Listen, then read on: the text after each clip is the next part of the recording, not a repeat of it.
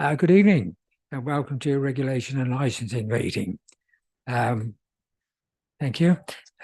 We start with item 1, apologies for absence. Chair, we have received apologies for absence from Councillor Salter. Right. Any others? No. Item 2, declarations of interest.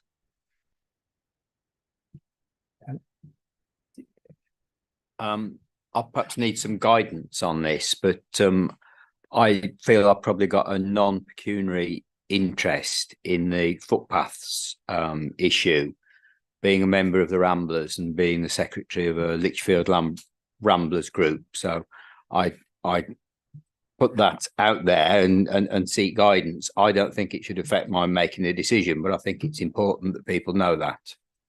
That's fine. Would that cause any interference with the meeting, James?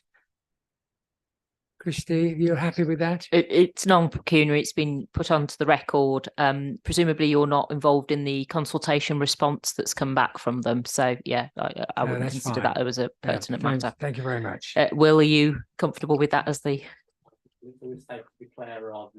Yeah. That's fine. Thank you for that. Minutes of the previous meeting. You've all had copies, read them. Any queries? All happy? You can move those, please. Thank you. Thank you. Item 4 is the footpath. Now, Robin, I believe you're... Okay, thank you, Chair. Yes. Thank you very much. Yeah, we've got here an application to extinguish a section of footpath number 15 at Burntwood, and it's shown on the plan that's attached to the report with the solid black line showing A to B. It's running from Cannock Road to Cobbett Road. The path itself hasn't been physically available for quite some time, but you need to disregard that in your consideration of the application.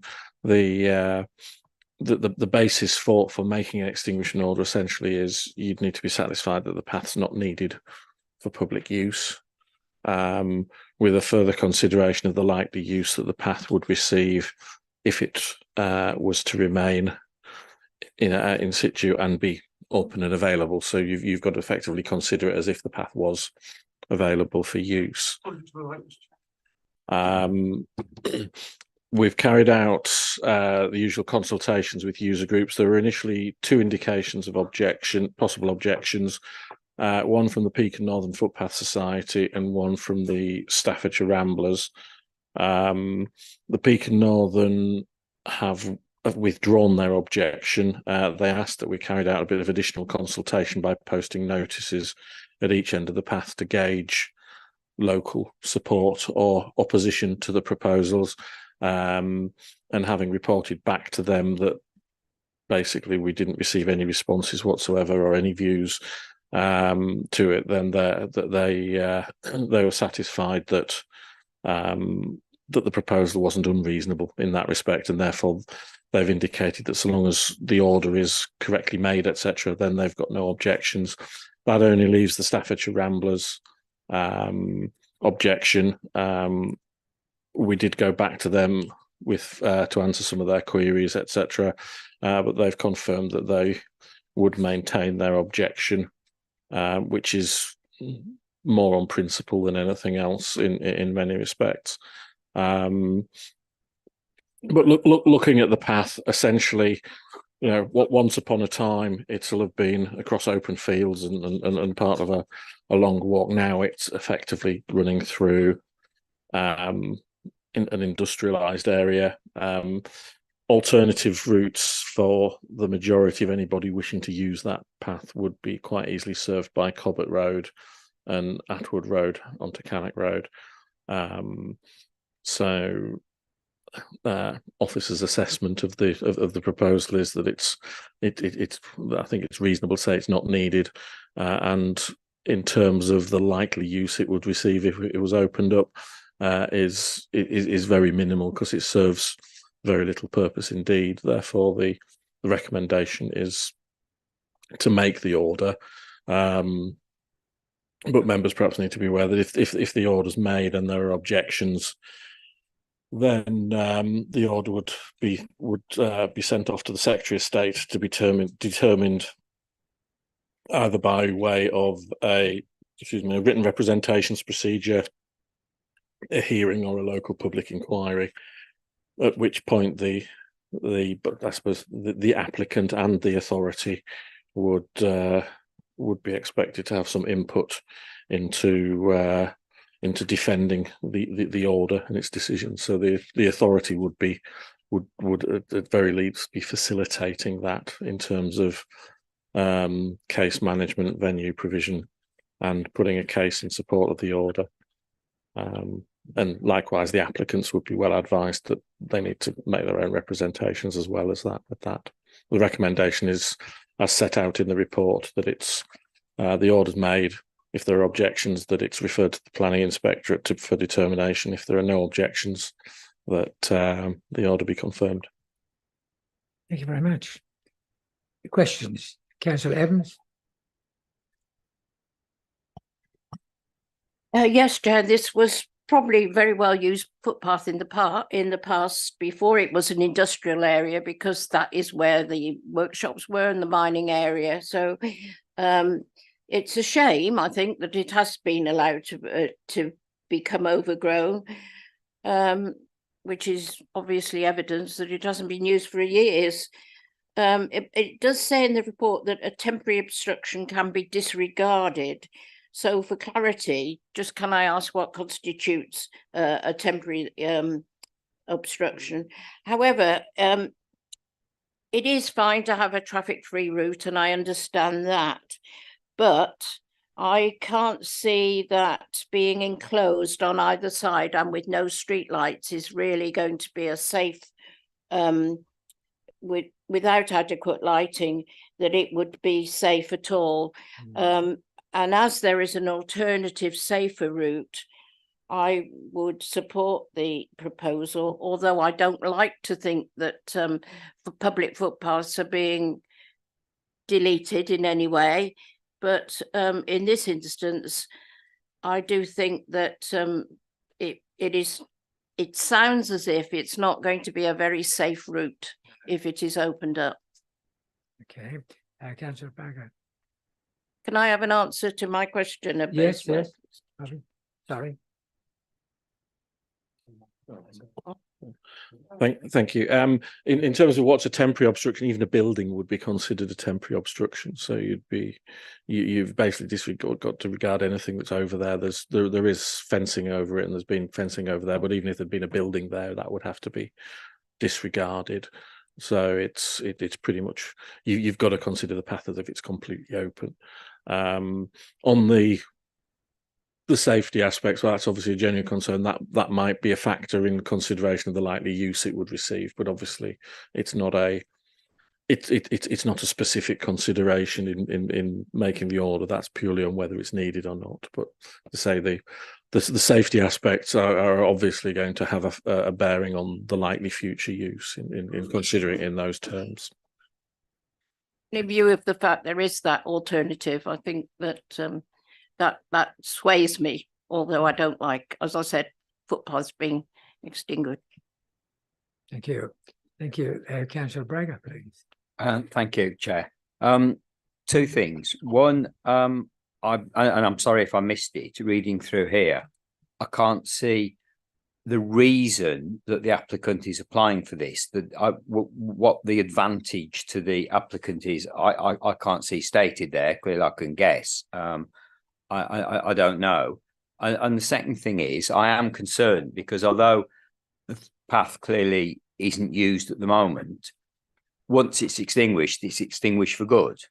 And I understand the idea that if it's got fences and it's dark, people aren't going to use it. But in the summer months, it might well be used if it wasn't blocked, or at some time in the future, it might become more used. So I am a bit concerned with that. But the question really is, why has the applicant applied for this? Because there's no justification that I've read given in here.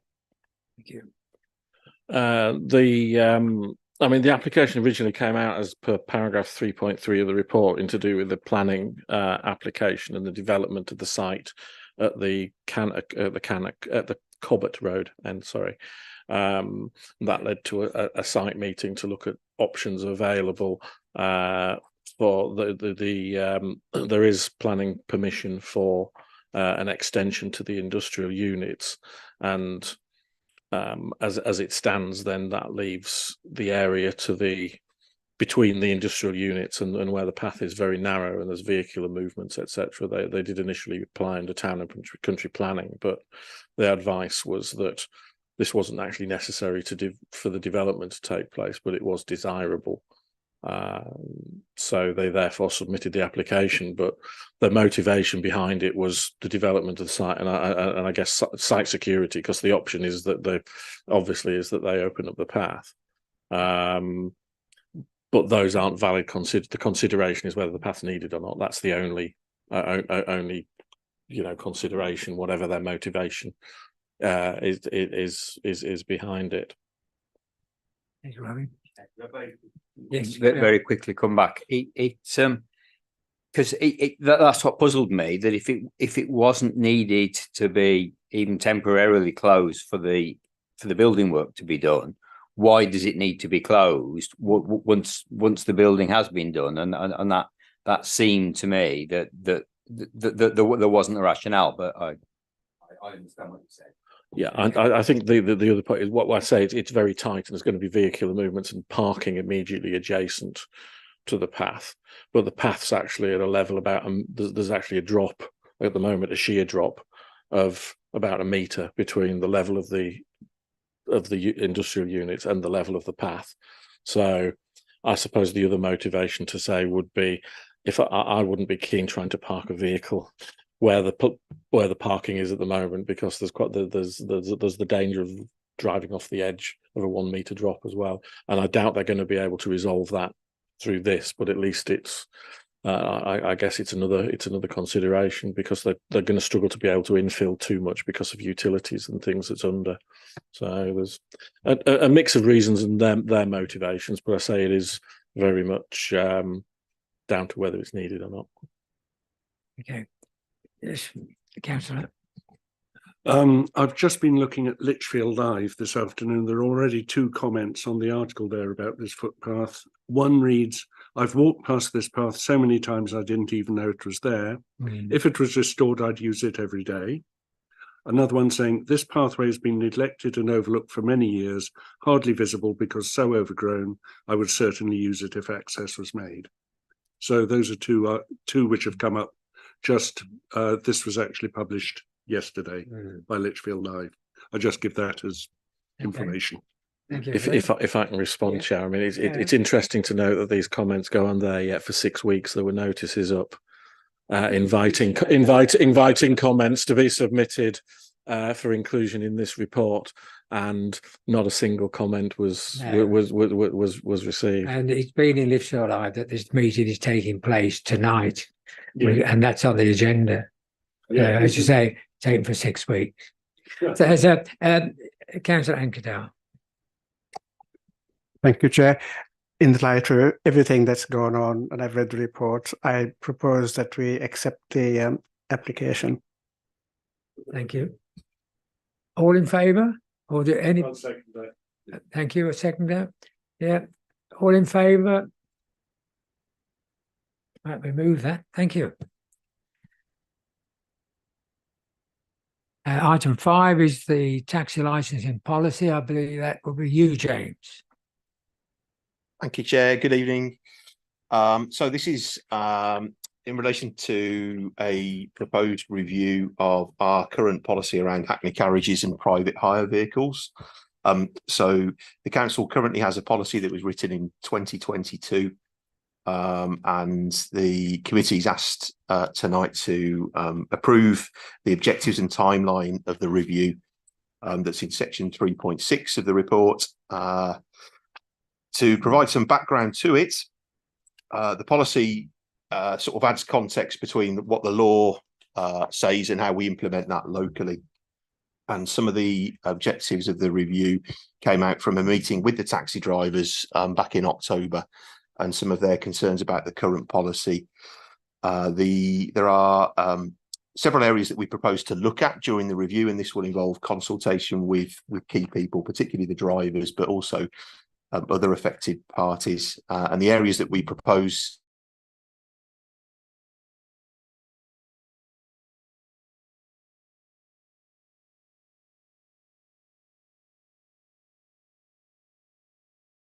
have newer vehicles than other councils are. To look at electric vehicles and whether there's opportunities for us to increase the number of electric vehicles that we have operating as taxis in Lichfield District.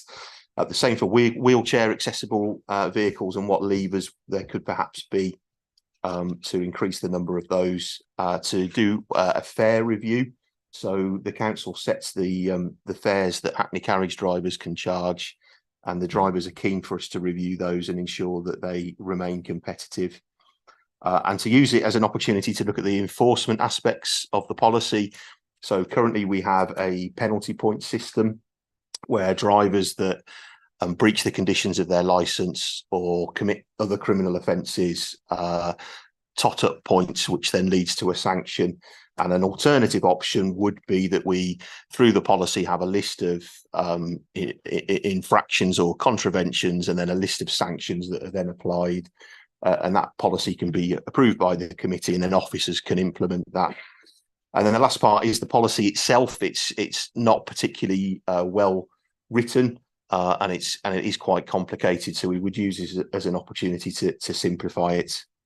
At 3.6 of the report, there is a timeline there. So if agreed tonight, we would then undertake consultation, as I said, with the taxi drivers. Users of taxis would obviously be able to take part in that and give their views as well. And then we plan to present the outcome of that and the proposed revised policy back to this committee in March next year. Thank you, James. Any questions for James? Oh, yes. Councillor Bragg will go with you first, and then Councillor Lowe. Thank you, Chair. I absolutely support this, but I suppose there's a question which is perhaps my ignorance. With the electric vehicles and the wheelchairs, other than the fee chargeable, what sort of levers are there that are open to the council? Thanks, Councillor. So we don't yet. Thank you, Councillor. So we don't yet know. And that's what we want to do as part of the review, is to look at what levers are being applied elsewhere. The very simple one, of course, is that we charge less for electric vehicles and for wheelchair accessible vehicles, but there may be other levers that we could apply to increase the numbers of those. And as part of the review, we will look at that. Okay. Councillor. Chair James, how are you going to consult the public, the clients of taxis? Thank you. So we'll run an online consultation. Will be the main push. So people will have the opportunity to get involved with the consultation online, but we'll also run some face-to-face sessions for people to take part in as well. Thank you. Councillor. In regards to enforcement, so penalty point system, it's not effective at the moment. It's not effective enough at the moment. Thank you. So it's not ineffective. It's just a different way of doing it. So if I gave you an example, a driver that under a different process using a list of sanctions, if a driver breached a condition on their license, for example, by not wearing their badge, instead of totting up points and potentially requiring a subcommittee to make a decision, the committee here will have already made a range perhaps of what the sanctions could be, and then the officer that finds that breach of condition, so the officer out on the street who sees the drivers not wearing the badge that they should be wearing, can make a decision there and then based on those sanctions. And it would be something like, you are suspended for 1 week, for example, but that would be up to us to propose those sanctions to the committee and for you to endorse them. Just to clarify, a different levels of, you know, of the item and different levels of the fine, if that's good. Absolutely, and they can be set within a range if the committee wanted to do that. So it would give officers then the discretion to choose between a very minor breach of conditions to something more serious, and what the officer could determine within that range. And we could set it that for more serious sanctions, it would have to go to a more senior officer to make that decision, but it would allow for very quick enforcement in order to protect the public. So the way other councils run it, if a particular breach is seen, the driver then has to go back to the council offices the next day and hand their plates in, and then they'll come back a week later or a month later, or whatever sanction is decided to get those plates back. That's lovely, thank you. Any more questions for James? Councillor Evans, please. Yeah, I gather that it's always you're going to consult with the RMT representatives, because that is important, obviously, I mean, being the users. So that is good, and the fact that public safety is paramount. So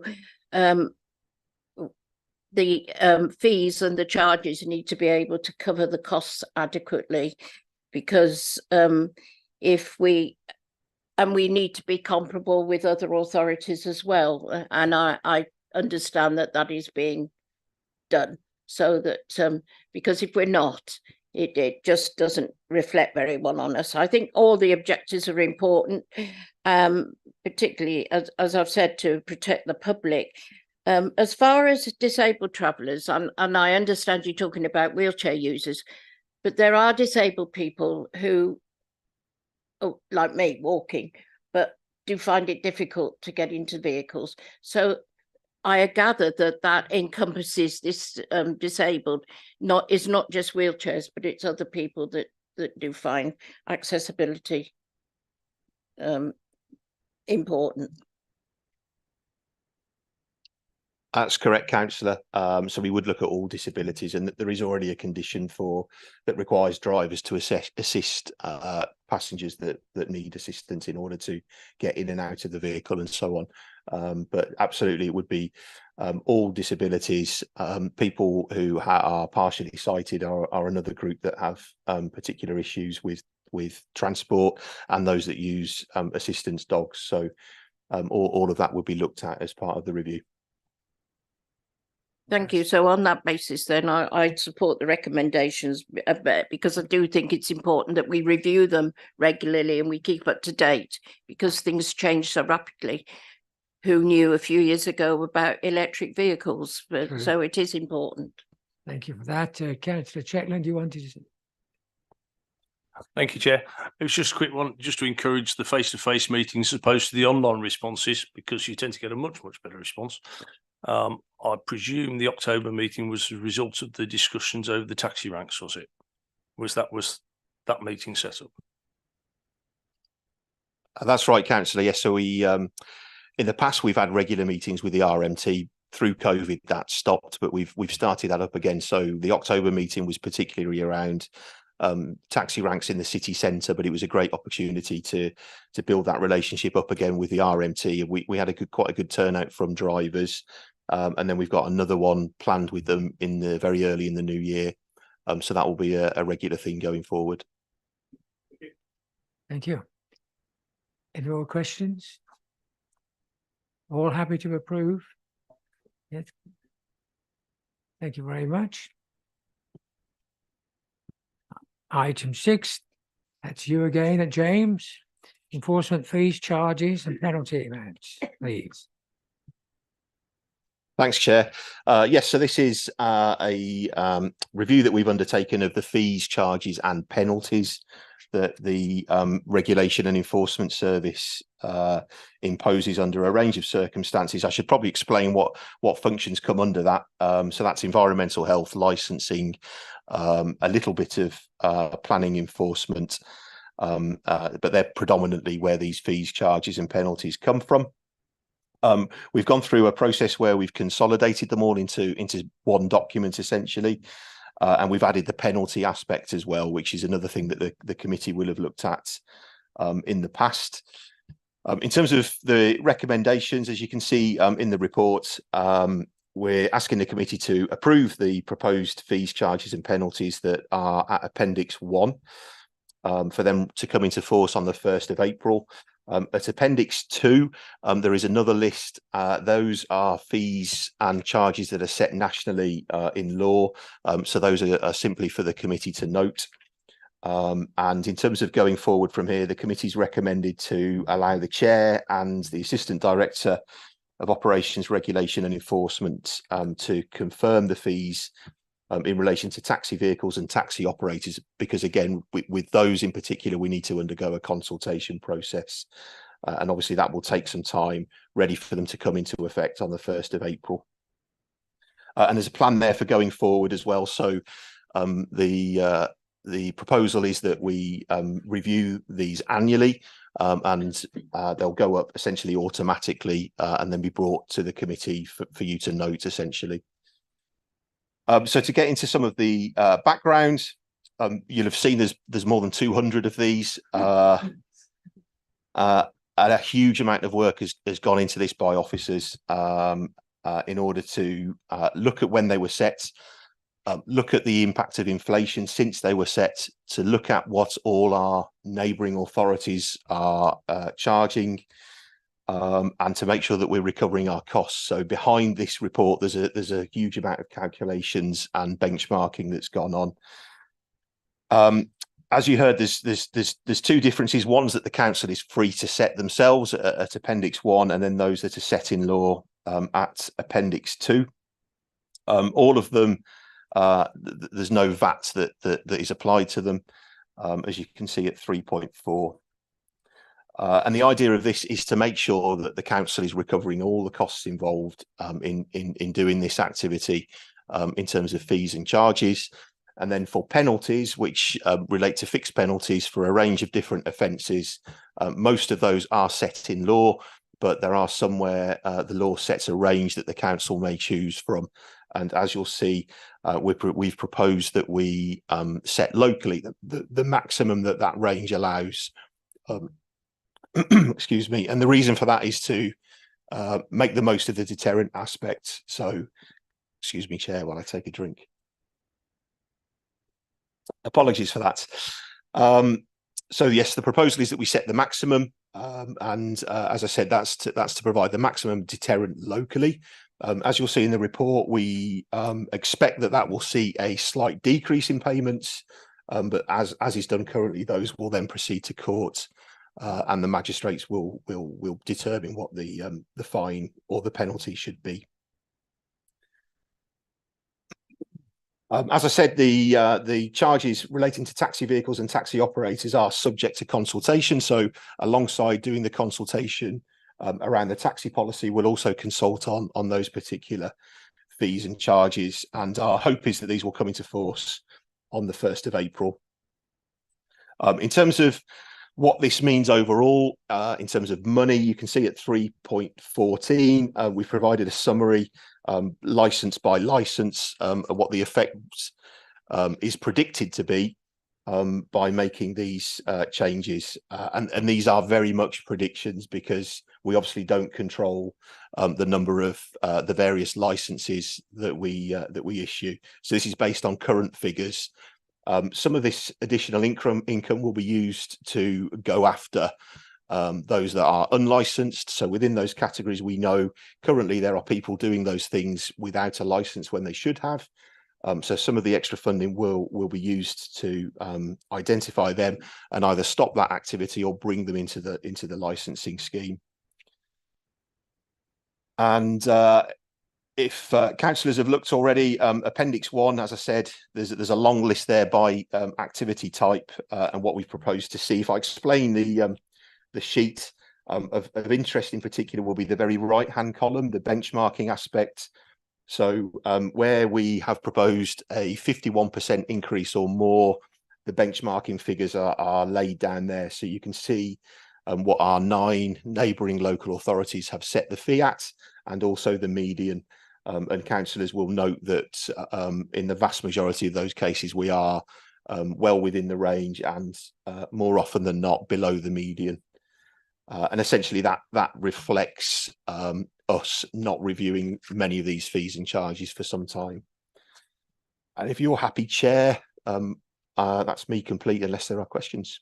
Right, thank you for that, James. Any questions? Yes, Councillor.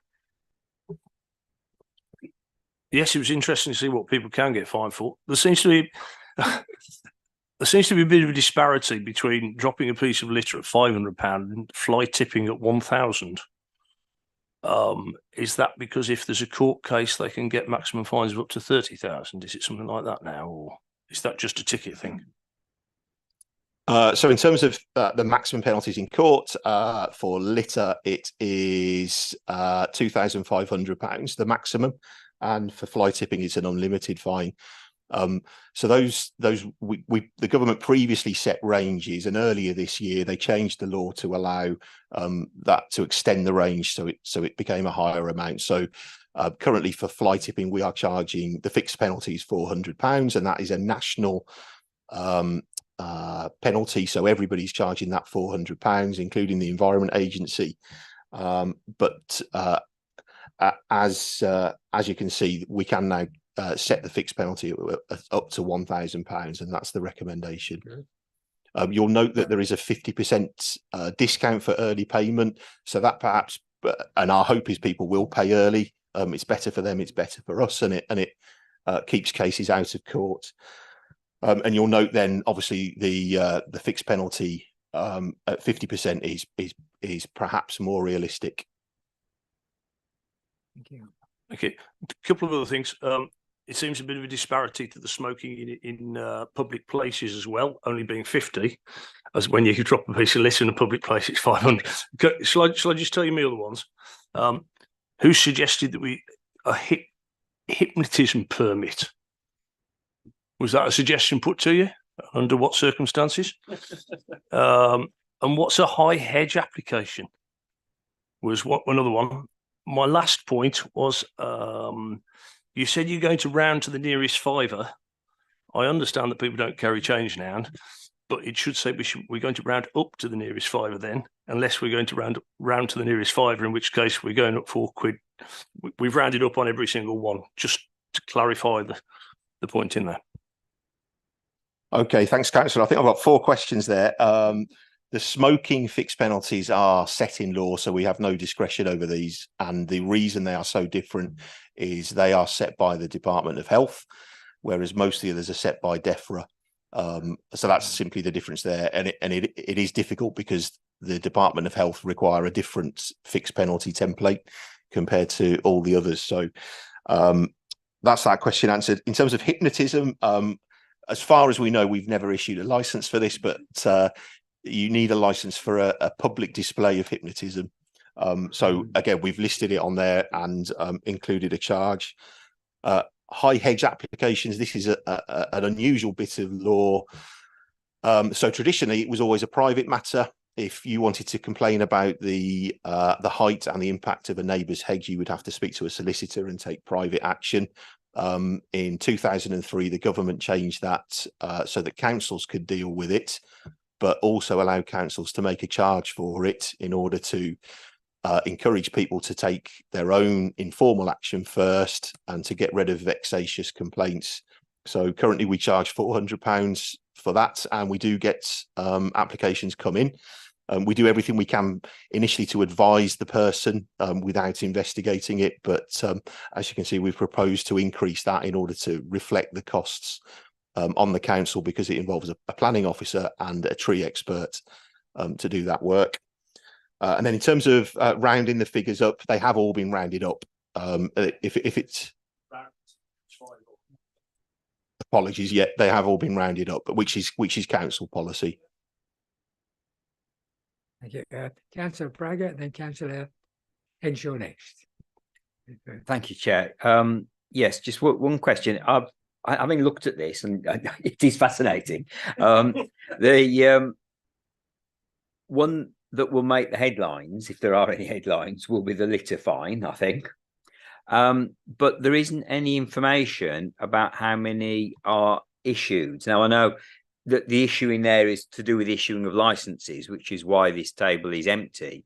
but it would be useful to know how many each year are kind of issued, and whether the extra income from that will allow for more enforcement in the future. So I don't have figures for litter fix penalties on me, but you will have seen data from full council last night around fly tipping figures in terms of fixed penalties and prosecutions. It is something in terms of presenting the data that we want to get better at. So we are looking at ways of getting that kind of data out to the public, but particularly out to councillors. In terms of practically doing it, as council officers, enforcing any of this stuff is difficult because we don't have the powers that the police do. And without having the data on me, I can tell you that the numbers for leaving litter are very, very low. And that's for a range of issues. But the difficulties are people just don't give you their name and address. And I'm sure you may have seen videos on YouTube, for example, of enforcement officers having endless problems when they approach somebody, and unless there's a police officer there and that threat of arrest, people can just walk away. But the officers that do this work have a very difficult job, and they do their absolute best. But there are a number of other avenues away from a fixed penalty that incident could go. So depending on what the litter is, for example, the officer may decide to make a different decision. Thank you, James.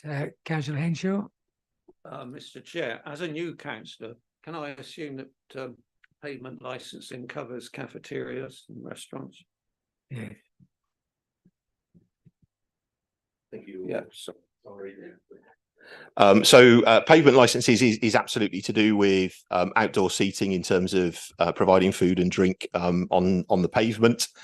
So this is a temporary regime that the government put in place during COVID, and we're expecting in October next year to have the permanent legislation that covers this, and that the fee for that will be set nationally, and we're expecting it to be around £400.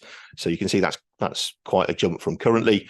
But councillors will likely be aware that we have suspended enforcement around that in the city centre, whilst the experimental traffic regulation orders continue, in order to allow those to work in the short term. And then once that's settled, we'll then return back to issuing licenses and doing enforcement work around pavement licenses to create a safe, pleasant city centre for everyone. Yeah. Thank you, James. Oh, yes, Councillor Long.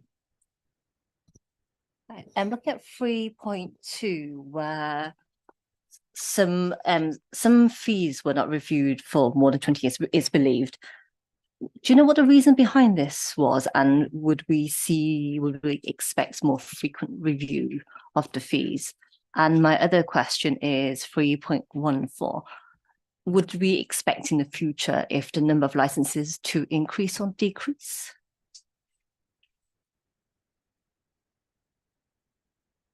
So in terms of fees not being reviewed for 20 years, one that we're confident hasn't been reviewed is the High Hedge one.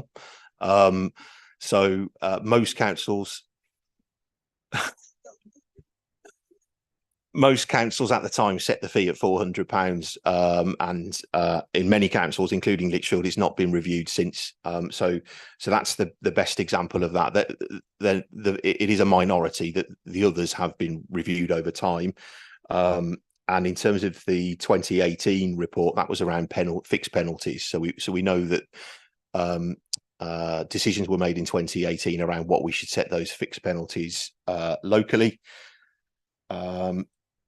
And in terms of the forecast of licenses, it's really hard to predict that, because it's based on what the economy is doing. So we've based the calculations on the current situation. We don't anticipate that we've putting the fees up enough to sort of push people out of that line of work. That's not our intent, and we don't see that happening. It's more a case of us ensuring that we recover our costs properly.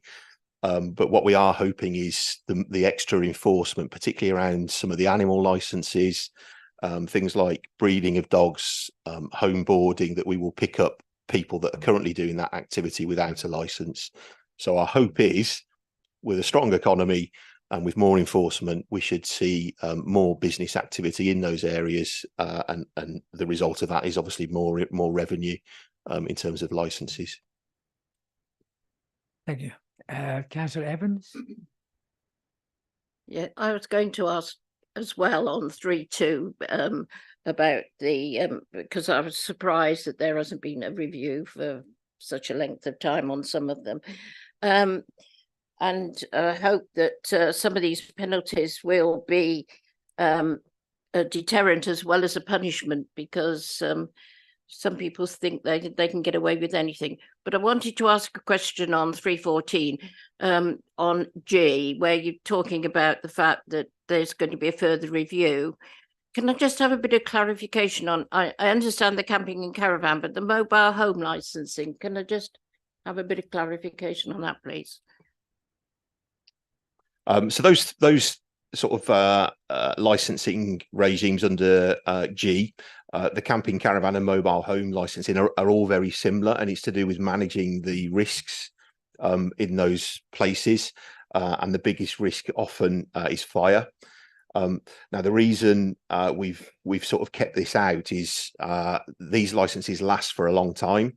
So the age of when those licenses were issued means that the licenses are not of the quality that we would issue today.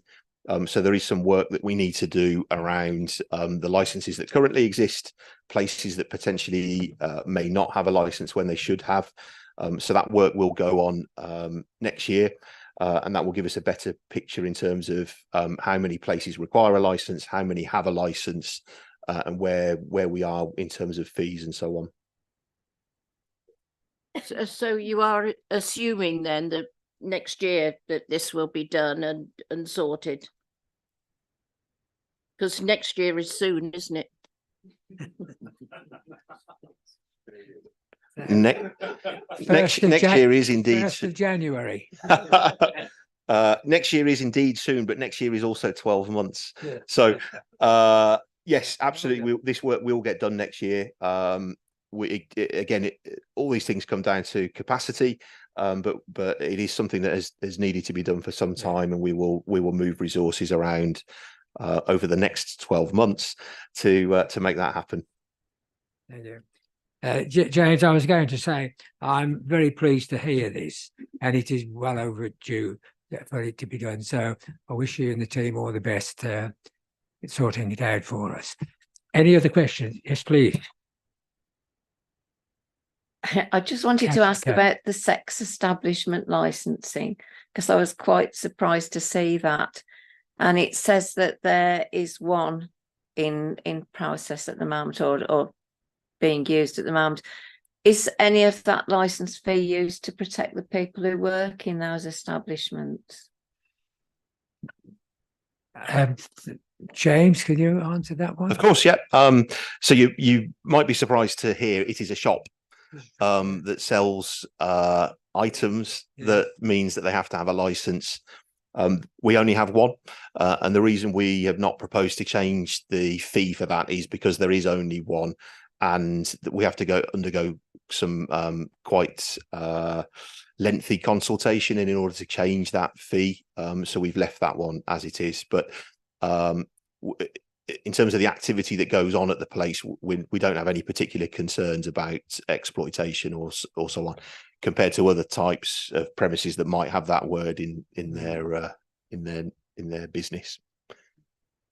If I can just add to that, a few years ago, before just as that opened, the committee did go out there to view the premises. So you missed out. So no, we did go to check, and I was quite surprised because it's like any normal store, just like as James said, and most of you will have driven past it numerous times. So yes, we did go to look, and we did approve the license for it. Thank you.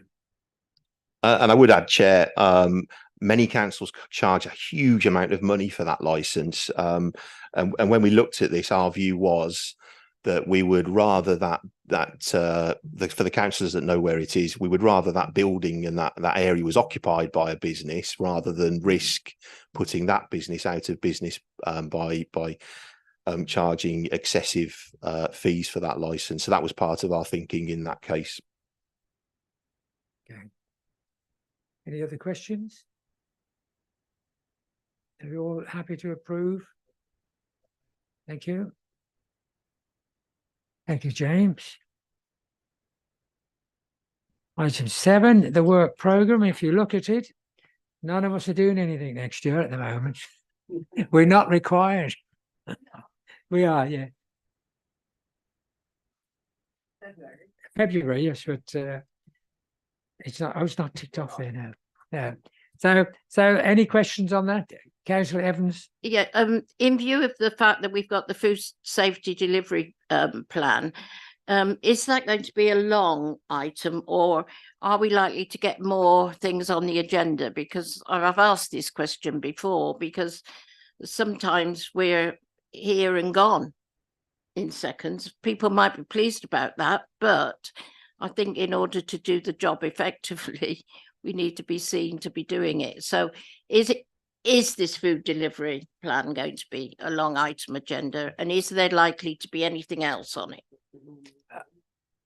I would think that there would be something else, but whether Christy or James can add to that. Members will note that we didn't bring forward the street trading That's item, right. so that's a possibility as well. We're still doing some work on that with portfolio holders and leadership team, so that's a possibility for February. But you will note in the report that we've talked about bringing back the taxi policy in March, Yes. so it may be appropriate that the committee consider that we perhaps delay that meeting to March and consider them all as a consolidated agenda at a slightly later date.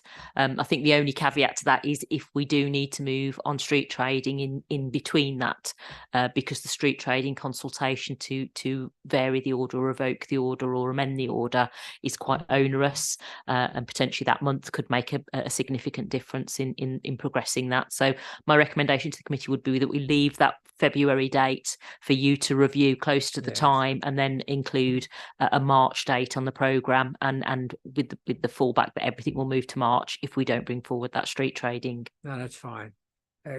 Councillor Chetland? If we are going to change the date at short notice, could we possibly provisionally set one now while we're all here? Because there's nothing more annoying than finding out 2 weeks beforehand the meeting's changed. Well, we can look at that and you can come back to me. Councillor Braga. Yeah, could I just ask a question? The bottom item, the review of delivery of monitoring of private water supplies, is on the programme, but there isn't a time for it to be discussed. So I've just wondered either why it's on or why there isn't a time. So that is something that we could look at adding either in February or March. So that work is going on now, and we could be in a position to present it at one of those 2 dates. Okay. Any other questions, anyone? Councillor Henshaw? This is really under any other business, but could we pass a vote of thanks and appreciation to James and his team for all the excellent work they do? Yes, I think that's well done. Thank you. Sorry. Any other? Yeah, sorry, Councillor Chetland, you? While we've got the footpath man here, don't use your microphone. Sorry. Oh, sorry. Just a query I have in relation to Darwin Walk and footpaths. I wondered if there's any, because that's currently been shut because there's a housing estate being built on it. I haven't seen anything come out on email or otherwise to suggest that it's going to be closed or otherwise. Is it something that we can look into, please? Particularly as it's a historic walk that has 2 or 3 annual events and they can no longer take place. Right. Robin, do you know anything about that? Darwin Walk at Kerborough Farm. It's closed on the way through to Yeah, I guess I'm Nethersolar. aware of it being closed, yes. Yeah, but I don't know. I've not seen anything suggesting it's going to be closed. But there's a sign up there that just says it's closed and they're chopping trees down. So. Be a county council matter rather than it'd be a county council matter rather than a district matter. If there's any unofficial closures or even temporary closures, are county council matters. From my perspective, I know nothing about it. No.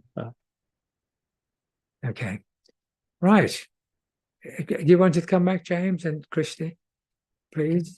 Just to say that we can have a look at that, Councillor Checkland, and perhaps give an update to you, just in terms of if there is a development going on and what implications it may have for that. It's legally closed, fine, but not seen. Okay, James. Thank you, Councillor Henshaw, for the vote of thanks for the staff, because they do have, I really mean this, they do have a really difficult job. You councillors may have seen yesterday we had some officers going to Warwickshire to seize a vehicle that had been fly tipping in Lichfield district, and the potential for confrontation is very high. So they will appreciate that, and I shall pass that on. But I also wanted to offer councillors, members of the committee, the opportunity to come and spend an hour or two with some of the team. So Councillor Henshaw has already been out on a food inspection. And I know Councillor Bragger, I think you've asked previously some questions around housing. If councillors would like to come and meet the team and spend some time chatting in the office, perhaps go out on a visit or something, then please get in touch with me and we can make that happen. Thank you for that, James. No other questions? So I'll say thank you very much for all of you, and close the meeting at 7:05. Thank you.